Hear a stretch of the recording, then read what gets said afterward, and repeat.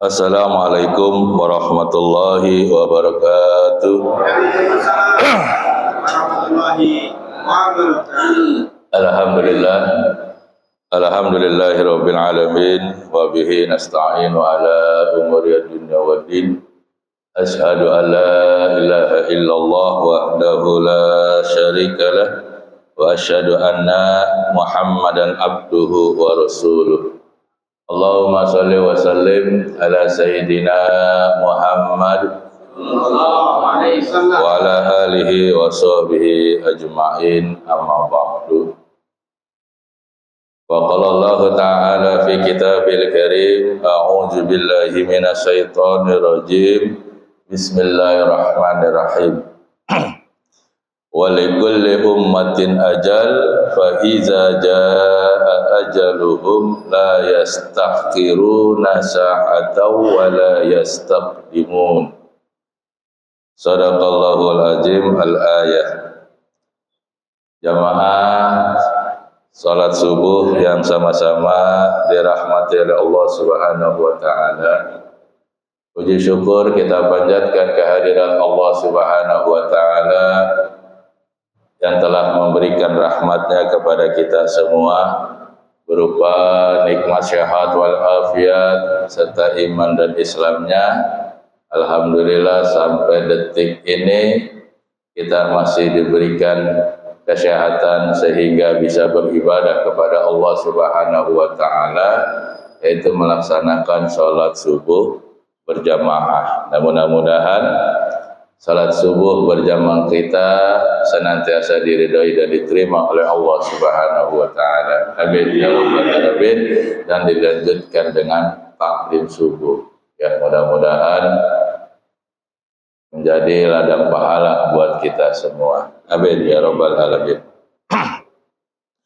Salawat beserta salam semoga selalu sama-sama kita sampaikan kepada kehariban kita, junjungan kita, baginda Nabi besar Muhammad sallallahu alaihi wasallam, dan juga kepada para sahabatnya, para keluarganya, dan mudah-mudahan kita sebagai pengikutnya yang selalu istiqomah mengikuti ajaran beliau. Amin ya rabbal alamin. Jamaah sekalian, taklim subuh yang dimulakan Allah Subhanahu wa taala. Mari terlebih dahulu kita bersolawat kepada Nabi.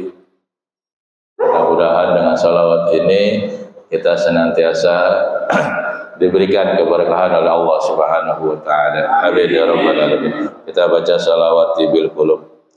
Allahumma sholli ala sayyidina Muhammadin tibbil qulub wa dawaiha wa afiyatil abdani wa sifaiha wa nuril absari wa diyaiha wa ala alihi wa sahbihi wa sallim. Allahumma sholli ala sayyidina Muhammadin tibbil qulubi wa dawaiha wa afiyatil abdani wa sifaiha wa nuril absari wa biha wa ala alihi wa sahbihi wa sallim. Allahumma sholli ala sayyidina Muhammadin tibbil qulubi wa dawaiha wa afiyatil abdani wa sifaiha wa nuril absari wa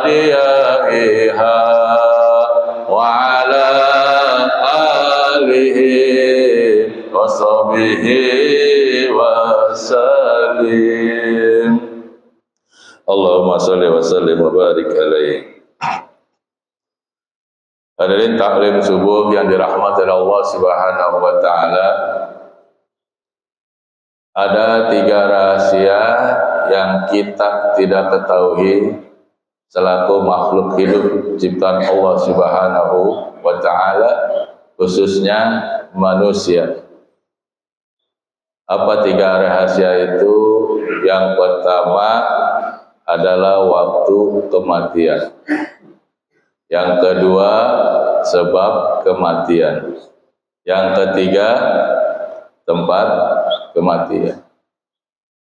3 rahasia itu kita tidak ketahui. Malaikat pun nggak tahu. Yang tahu hanya Allah Subhanahu wa ta'ala. Nah, Allah Subhanahu wa ta'ala punya hak prerogatif 3 rahasia itu. Nah, 3 rahasia itu yang kita kenal dengan ajal. Yang tadi saya sampaikan ayatnya surat Al-A'raf ayat 34. Bismillahirrahmanirrahim. Wa likulli ummatin ajal fa idza jaa ajaluhum la yastakhiruna sa'atan wa la yastaqdimun. Jadi setiap umat mempunyai ajalnya masing-masing. Tapi kalau sudah tiba, maka ajal nggak bisa mundur, nggak bisa maju. Maka ketika Allah Subhanahu wa ta'ala sudah memberikan data yang konkret, data yang lengkap kepada malaikat Israel turun ke bumi, itu ajal kita sudah tiba. Yang jadi pertanyaan kita ketika Israel sudah ada di hadapan kita, apakah kita sudah siap? Nah, itu yang harus kita tanamkan dalam diri kita. Udah siap belum ketemu Israel? Berat. Kalau bisa bicara dengan Israel enak ya. Ada yang bilang bisa bicara dengan malaikat. Ketika Israel datang, kan kita bisa ngomong, enak tuh. Malaikat Israel, ngapain datang di hadapan saya? Atau saya mau nyabut nyawanya. Ntar dulu. Setahun lagi kayak 2 tahun lagi, 5 tahun lagi, ibadah saya masih kurang, amal saya masih kurang banyak, amal soleh saya masih serba kurang. Jangan sekarang. Enak tuh Pak kalau bisa ngomong. Pikiran bisa ngomong apa enggak, kita tanya sama Israel. Selama ini bisa ngomong nggak Pak? Enggak, cabut sama kita yang ada. Kalau enak tuh bisa ngomong. Ntar Israel, saya masih beri waktu lah, 1-2 tahun. Tampakah apakah Allah bisa seperti itu ketika Israel sudah ada di hadapan kita? Pokoknya kalau malaikat Israel sudah ada di hadapan kita, udah. Ajal kita nggak bisa maju, nggak bisa mundur. Terkadang mungkin kita pernah mengalami, ya, misalkan dari sini kita lagi ngobrol berdua nih sama teman, ya. Kita ngobrol ngalor ngidul, wetan, mana kulon, Paka Cepiki, ya. Habis sholat subuh nih kita diajak misalkan ngopi di rumahnya, sampai lupa waktu sampai jam 8 pagi baru pulang kita. Nggak taunya jam 10 pagi dari masjid diumumin berita duka, inna lillahi wa inna ilaihi raji'un, telah meninggal dunia si Fulan bin Fulan tadi jam 10 pagi. Dimohon kepada warga untuk bisa bertakziah. Yang tadi diajak ngobrol kan dengar di masjid. Nggak nyangka. Yang benar, padahal tadi masih ngobrol, ngeteh, makan bubur kacang hijau. Tiba-tiba jam 10 pagi dengar kabar inna lillahi wa inna ilaihi raji'un. Karena penasaran bener apa kagak, barusan ngobrol sama saya berdua, datang ke rumahnya ternyata bener. Sudah ditutupi kain, bukan kain kapan, kain biasa, kain yang buat yang macam-macam, kain batik tuh biasanya, ditutupin. Cuman mukanya mungkin pakai kayak sorban gitu ya, biar kelihatan. Ternyata dengar kita tanya sama istrinya, "Bu, kenapa? Tadi kan baru ngobrol sama saya." Ya, sambil nada sedih. "Iya Pak, tadi setelah Bapak pulang, ternyata Bapak sholat duha. Setelah duha, Bapak tidur sebentar. Tiba-tiba jam 10 saya nengok, udah nggak ada." Jadi waktu kematiannya jam 10 pagi, sebab kematiannya habis sholat duha, tempatnya di rumah. Nah, kita nggak tahu. Bisa jadi nih kita habis taklim subuh, minum teh, minum kopi, makan bubur kacang hijau, sampai rumah ada Israel di depan rumah. Tapi tenang Pak, kalau jam 12 siang masjid nggak ada pengumuman, berarti aman kita semua. Amin ya Rabbal alamin. Masih pada takut soalnya ini. Sama.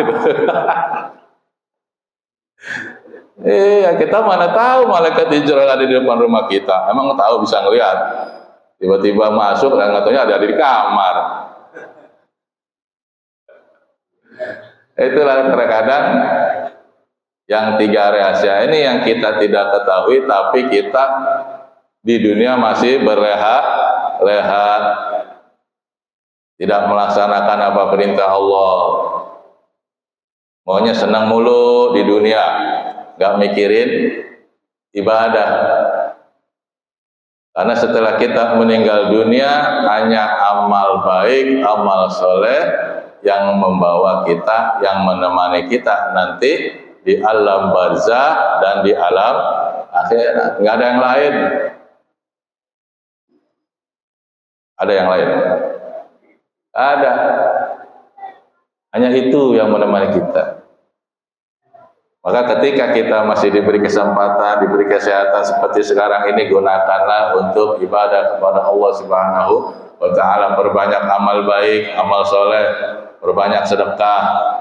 Masjid lagi bangun nih, perbanyak sedekah, itu sedekah jariah, Masya Allah ya. Itu yang akan mengalir pahalanya terus menerus walaupun nanti kita sudah meninggal dunia. Amal jariah seperti itu, masjid, nyumbang Al-Quran. Ya Alhamdulillah kemarin kita dapat sumbangan 2 paket Al-Quran yang di sana itu dari warga RT 05. Itu amal jariah tuh. Ketika kita Quran itu dibaca, pahalanya ngalir buat almarhum atau almarhumah, keluarganya yang telah mendahuluinya. Itu ada 2 paket, silakan baca. Tapi jangan bawa pulang. Dari pulang takutnya lupa. Ya, dulu sudah pernah tuh ada sumbangan. Ya, 5 biji tinggal 1. Nggak tahu siapa yang minjem, lupa balik. Padahal bagus-bagus tuh, tebel. Makanya ya silakan baca di sini. Habis sholat maghrib, sholat isya, sholat zuhur, baca. Apa-apa. Tapi jangan bawa pulang. Ya, kadang suka dibawa pulang lupa, bukannya ini. Bukan yang enggak ngebalikin, cuman lupa. Jadi hak milik dia di rumahnya udah. Ya baca silakan. Kita banyak sumbangan Al-Quran. Gitu. Nah kembali ketika kita sudah meninggal dunia, hanya amal baik, amal soleh yang kita bawa. Karena di dalam Al-Quran pun dijelaskan di surat Toha dan surat Al-A'raf, ketika Allah Subhanahu wa Ta'ala memberikan data kepada malaikat Israel, datanya sudah lengkap, diturunkan ke bumi untuk mencabut nyawa hamba Allah, yaitu makhluk hidup, khususnya manusia. Maka ketika nanti kita dicabut nyawanya oleh Allah Subhanahu wa Ta'ala melalui perantaranya itu malaikat Israel, maka nanti yang datang dua malaikat, malaikat maut dan malaikat rahmat. Kalau orang yang meninggalnya orang mukmin, orang yang beriman kepada Allah dan Rasul-Nya, maka dicabut nyawanya pelan-pelan. Tetap sakit, Rasul aja sakit merasakan. Tapi alhamdulillah, rasa sakit sakaratul maut sudah dilimpahkan kepada Rasulullah SAW ketika Rasulullah SAW dicabut nyawanya oleh malaikat Israel. Rasulullah sudah merasakan gimana sakitnya, maka dilimpahkan semua rasa sakit sakaratul maut umatnya kepadaku, walaupun kita belum lahir. Sekarang udah gede nih, udah 45 ke atas. Nah, itu sudah dilimpahkan kepada Rasul. Tapi kalau malaikat Israel sama Rasul izin, ya, menghormati. Karena Rasulullah SAW bisa melihat malaikat. Karena itulah kelebihan yang diberikan Allah kepada Rasulullah SAW. Izin ya. Nah, setelah dicabut nyawanya, nah itu pun direwayatkan ketika Rasulullah SAW mengantarkan sahabatnya dari kaum Ansor untuk dikuburkan. Maka ketika sudah sampai di perkuburan, karena galinya belum selesai, Rasulullah SAW agak geser sedikit, duduk di pelataran kuburan. Ya. Nah, itu Rasulullah SAW kayak kita tangkai diginikan, naik ke atas, melihat ke bawah sampai 3 kali. Nah, maka Rasulullah SAW bersabda, ngasih tahu kepada para sahabatnya bahwasanya ketika ruh kita dicabut oleh malaikat Israel, kalau dia orang yang beriman kepada Allah dan Rasul-Nya, maka ketika ruh kita dicabut dari jasad kita, maka malaikat rahmat sudah membawakan kain kafan dari surga dan minyak wangian yang lebih harum daripada minyak kasturi. Kita dipakaikan, Pak, walaupun di dunianya sudah dipakaikan kain kafan, nanti ketika kita ruh dicabut, kita dipakai kain kafan dari surga, karena akan menghadap Allah Subhanahu wa Ta'ala. Di mana? Di langit 7, Siratul Muntaha. Maka ketika sudah dipakaikan kain kafan, diberi minyak wangi-wangian, itu pintu langit dibuka oleh Allah Subhanahu wa Ta'ala untuk menyambut hambanya yang akan menghadap. Ketika situ, nah kita berangkatnya dengan malaikat rahmat dan malaikat Israel didamping kita berdua, ruh naik ke atas, dibuka langit dan wanginya sampai tembus dengan langit ke-7, harum. Dalam perjalanan menuju langit pertama, itu malaikat pada nanya, siapa yang kau bawa? Harum seperti melebihi minyak kasturi, wangi, Pak. Seluruh malaikat berdoa supaya memberikan rahmatnya kepada hamba yang wangi ini. Naik terus sampai langit ke-7, bertemu dengan Allah Subhanahu wa Ta'ala. Maka Allah Subhanahu wa Ta'ala berfirman, jadi di dalam surat Thaha, tuliskan hambaku ini di dalam kitab sesuai dengan nama yang terbaik di dunia. Karena Allah, hambanya tempat tinggalnya itu di bumi dan akan dikembalikan ke bumi dan dia akan dikeluarkan dari bumi cuman sekali saja. Jadi surat Thaha menjelaskan, diciptakan kita dari bumi, maka kita akan dikembalikan ke bumi dan akan dikeluarkan dari bumi. Maksudnya ketika kita nanti sampai dengan ke langit ke-7, dan tadi Allah Subhanahu wa Ta'ala dipesankan kepada malaikatnya untuk mencatat namanya di dalam kitab Iliyin namanya. Itu kitab amal soleh kita. Setelah itu turunkan hambaku ini kembali ke bumi. Turun lagi, Pak, kita ke bumi. untuk dimasukkan ke dalam jasad kita. Maka kan banyak orang ketika mengantarkan jenazah ya ke tempat peristirahatannya terakhir di alam kubur. Nah itu ruh kita ngomong sama kita, cuma kita kagak dengar. Cepetan, kuburin segera. Kenapa? Karena dia udah tahu. Karena apa yang akan didapat olehnya. Cepet, kuburin. Cuman kan kita kagak dengar. Coba kalau kita dengar, bubar. Karena Allah Subhanahu wa Ta'ala memberikan berkahnya yang bisa dengar cuman binatang. Jin nggak bisa dengar. Teriakan ruh ya maksudnya. Cuman binatang yang bisa dengar. Makanya kalau kita orang beriman segera dikuburkan. Maka ketika sudah dikuburkan, sudah ditutup, maka ruh yang tadinya Allah Subhanahu wa Ta'ala turunkan, masukin lagi ke jasad.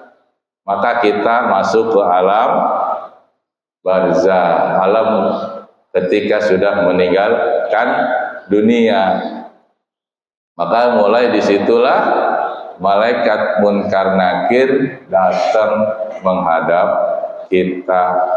Kita cuma sendiri ngadepin dua malaikat. Satu malaikat aja gemeter, gimana dua malaikat. Tapi insya Allah ketika kita hidup dunia beriman kepada Allah dan Rasulnya, ketika menghadapi malaikat Munkar Nakir, insya Allah kita bisa jawab pertanyaannya. Pertanyaannya sudah dibocorkan, udah jauh-jauh hari oleh para alim ulama, para kiai, para habaib, udah dibocorin. Coba kalau di sini di dunia kita bocorin soal ujian, kalau kita dulu mah ujian Eptanas ya, zaman kita. Sekarang ujiannya apa itu? Saya juga agak ujian akhir nasional ya istilahnya. Itu pasti ditangkap karena udah ngebocorin. Tapi kalau pertanyaan Munkar Nakir dibocorin, siapa yang menangkap? Pertanyaan kan gampang, siapa Tuhanmu, apa kitabmu, siapa nabimu, ya 5 pertanyaan, siapa imammu, kan betul Pak? Dibocorin kan seperti itu, pertanyaan kan gampang. Di dunia kita bisa jawab. Yang nggak pernah sholat juga ditanya bisa jawab. Siapa Tuhanmu? Allah Subhanahu Wa Taala. Siapa nabimu? Nabi Muhammad SAW nggak pernah sholat, bisa jawab. Tapi sono, kira-kira bisa apa enggak? Kalau lidah kita, mulut kita tidak terbiasa dengan kalimat thayyibah, ntar gelagapan di sono. Dijawab, ya. Karena Munkar Nakir itu ketika dia tidak bisa tempeleng langsung. Nggak tanya dulu, ya siapa Tuhanmu, mikir siapa ya Tuhan saya, bingung dia, tempeleng langsung, nggak ada cerita. Siapa nabimu, dia kagak bisa jawab. Apa kitabmu, diem, kalau nggak pernah baca, tempeleng langsung ngomongkan aja. Tapi ketika kita membawa amal baik, amal soleh, insya Allah kita bisa jawab pertanyaan Munkar dan Nakir. Maka ketika kita lulus, sudah menjawab pertanyaan itu, maka akan dibawa oleh malaikat Munkar Nakir menikmati nikmat kubur. Kita dikasih tempat untuk istirahat. Dunia udah kita capek, ibadah 5 kali 5 waktu sehari. Maka ditempatkan kita di tempat nikmat kubur, diberikan istimewa istirahat, karena di dunia sudah melaksanakan ibadah kepada Allah. Ini tidur. Nah, tidurnya orang yang meninggal dunia di alam barzah seperti tidurnya kita manusia. Tidur jam 10 malam, bangun jam 4 pagi. Kira-kira seperti itu. Bangunnya kapan? Ntar pas kiamat. Jadi kita tidurnya kayak sebentar. Itu kalau orang yang beriman kepada Allah Subhanahu wa Ta'ala. Kita bebas dari siksa kubur. Karena kalau kita sudah di alam barzah mendapatkan nikmat kubur, maka nanti di alam akhirat akan lebih mudah. Nah, tapi kalau kita di alam akhirat sudah disiksa ke alam akhirat, ya rada-rada susah. Di alam kubur saja udah ditempeleng, udah digembleng, dibanting. Di alam akhirat lebih susah. Nah, itu kalau ruhnya orang yang beriman. Nah, bagaimana kalau ruhnya yang dicabut bukan orang yang beriman kepada Allah dan Rasulnya? Ketika dicabut oleh malaikat Israel, pasti dengan muka yang beda. Ngadepin hamba Allah manusia yang tidak beriman, mungkin malaikat Israel beda datangnya. Kalau yang beriman dengan muka yang bersinar, ya. Kayak kita mah sopan juga. Tapi kalau nggak beriman mungkin beda, mukanya sangat. Ya. Dicabutnya pun beda. Maka ketika ruhnya sudah lepas dari jasadnya, malaikat rahmat yang tadi membawa kain kafan dari surga itu untuk orang yang beriman. Kalau untuk orang yang tidak beriman, maka dibawa kain kafannya dari neraka, kebalikan daripada surga. Minyak wanginya pun tidak wangi tapi bau. Sampai langit pertama nutup, nggak mau ngebukain buat hamba Allah yang tidak beriman. Ketika naik, tutup semua pintu langit, nggak ada yang bisa buka. Sampai malaikat juga kebalikan, yang tadi orang beriman kan ditanya, wangi hamba siapa nih? Dijawab Fulan bin Fulan. Ditanya juga, ini hamba Allah manusia, ini bau banget. Ini siapa? Tetap disebutin hamba Fulan bin Fulan. Tapi Allah Subhanahu wa taala sudah berfirman juga. Maka ketika itu sama, diturunkan ke bumi tapi dengan hina. Diturunkannya entah dibanting, yang penting nyampe aja ke bumi. Ya, di situ tuh sudah disiksa. Sama yang tadi orang yang beriman kan buru-buru, cepat-cepat supaya dikuburkan. Tapi kalau orang yang tidak beriman, diantarkan, jangan. Bentar, lamain dikit, 1 jam kayak nguburnya, 2 jam kayak sehari, 2 hari, 3 hari. Jangan dikuburin dulu. Kenapa? Takut, karena dia sudah merasakan. Makanya tantaran, biar nggak ketemu munkar nakir. Tapi tetap aja kita ketemu munkar nakir. Walaupun mau 3 hari, 7 hari baru dikuburkan, tetap ketemu munkar nakir. Maka ketika kita sudah masuk ke alam kubur, dimasukkan ruh kita kembali ke jasad, semua orang lain pada pulang, kita sendiri kalau orang tidak beriman kepada Allah, langsung berhadapan dengan munkar nakir. Sudah tidak bisa menjawab pertanyaan yang sudah dibocorkan di dunia, nggak bisa jawab, maka masuknya ke dalam siksa kubur. Makanya selagi kita diberi kesehatan, diberikan kesempatan oleh Allah Subhanahu wa taala, semaksimal mungkin kita perbanyak amal ibadah kita, amal soleh kita. Karena hanya itu yang bisa menemani kita di alam selanjutnya setelah dunia. Jadi jangan sampai kita tidak percaya yang namanya dengan hari pembalasan. Itu semua ada balasannya. Ya insya Allah yang hadir di masjid pada pagi hari ini ketika kita nanti meninggal dunia bisa menjawab pertanyaan munkar nakir. Alhamdulillah, dan semoga kita dimatikan dalam keadaan husnul khatimah, mati dalam keadaan baik, mati dalam keadaan keimanan dan membawa iman dan Islam. Itu yang kita harapkan semuanya, ya. Jangan sampai kita mati nggak bawa apa-apa, ataupun masih terlena oleh dunia. Akhirat ntar aja, masih umur 20, masih umur 30. Ada juga yang masih umur 45, 50 masih doyan mabuk-mabukan ya, masih doyan main judi, masih doyan perempuan, belum tobat. Jadi kita diberi kesempatan oleh Allah Subhanahu wa taala agar kita memperbanyak amal ibadah dan amal soleh ya. Dan mudah-mudahan apa yang saya sampaikan pada pagi ini menjadi nilai buat kita agar kita selalu memperbanyak amal soleh, amal ibadah.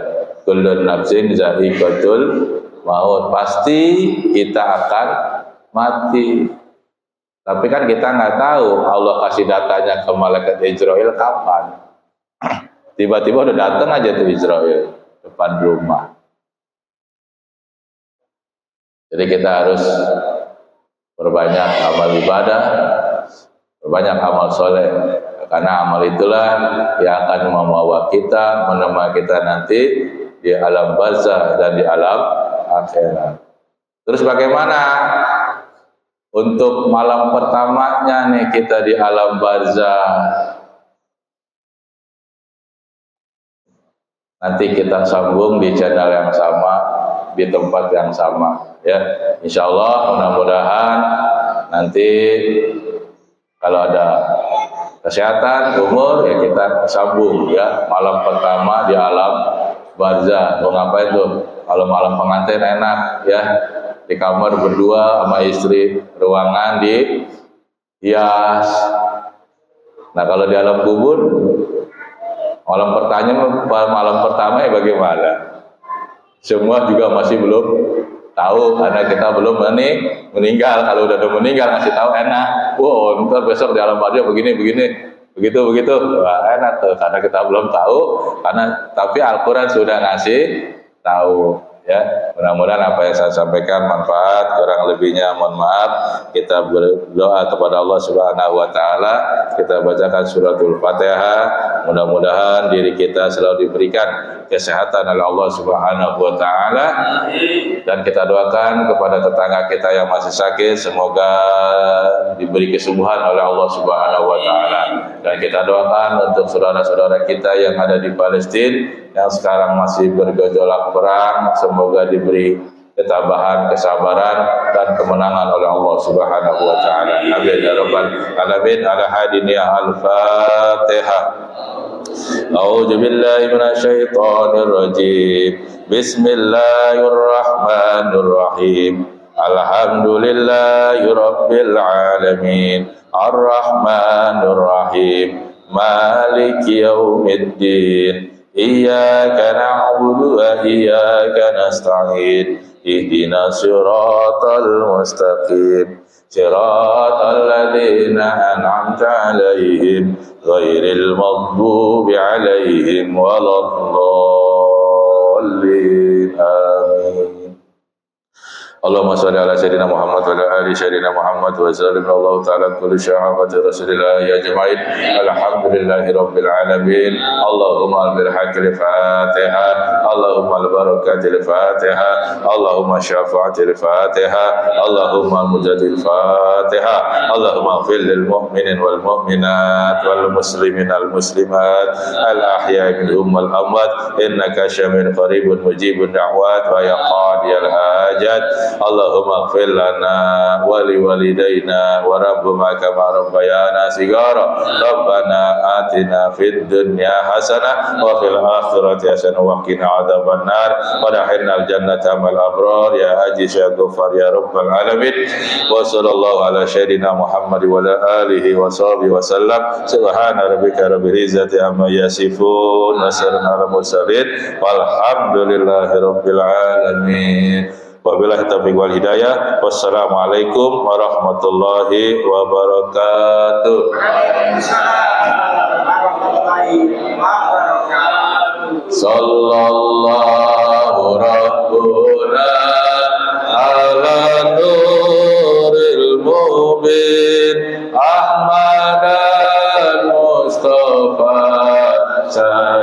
sayyidil mursalin wa ala alihi wa sahbihi ajma'in sallallahu rabbuna